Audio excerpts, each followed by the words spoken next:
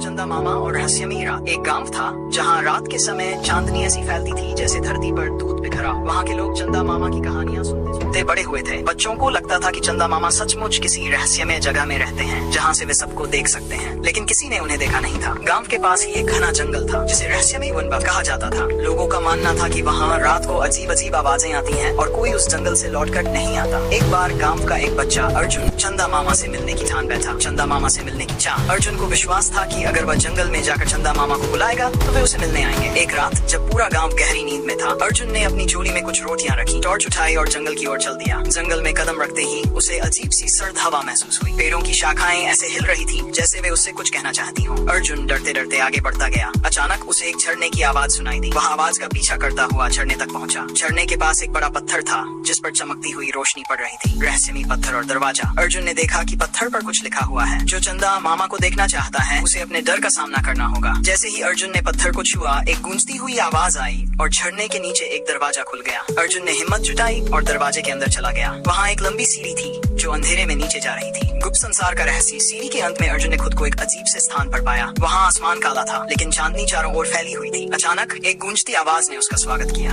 अर्जुन, तुम यहाँ कैसे आए? अर्जुन ने मुड़कर देखा तो एक ऊंचा और चमकदार इंसान खड़ा था जिसकी आंखें चांद की तरह चमक रही। अर्जुन समझ गया कि ये चंदा मामा है। सच्चाई का खुलासा। चंदा मामा ने अर्जुन को पास बुलाया और कहा, मैं हर रात तुम्हारे गांव को देखता हूँ। लोग मुझे कहानी समझते हैं लेकिन मैं वास्तव में मैं तभी सामने आता हूँ जब कोई अपने डर से पार पाता है। अर्जुन ने पूछा, पर आप जंगल में क्यों छिपे हैं? चंदा मामा ने बताया, सालों पहले इस जंगल में एक राक्षस रहता था। उसने मुझे धरती पर बांध दिया। अब मैं तभी चांद पर लौट सकता हूँ जब कोई साहसी इंसान इस रहस्य को सुलझाए। चंदा मामा ने अर्जुन को एक विशेष मंत्र दिया और कहा कि उसे झरने के पास जाकर राक्षस की मूर्ति पर पड़ना होगा। अर्जुन ने साहस जुटाया और मंत्र पढ़ा। अचानक पूरी धरती कांपने लगी और मूर्ति में दरारें आ गई। मूर्ति टूटते ही एक चमकदार रोशनी आकाश में फैल गई। चंदा मामा ने अर्जुन को धन्यवाद दिया और कहा, तुम्हारे साहस ने मुझे आजाद कर दिया। अब मैं हर रात तुम्हारे गांव को चांदनी से भर दूंगा। अर्जुन की वापसी। अर्जुन जब गांव लौटा तो सभी लोग उसका इंतजार कर रहे थे। उसने उन्हें पूरी कहानी सुनाई। उस रात से चंदा मामा की कहानियां सिर्फ कल्पना नहीं रही बल्कि अर्जुन के साहस का प्रतीक बन गई। गांव की हर रात अब चांदनी से जगमगाती थी और अर्जुन की कहानी बच्चों से लेकर बड़ों तक के दिलों में बस गई।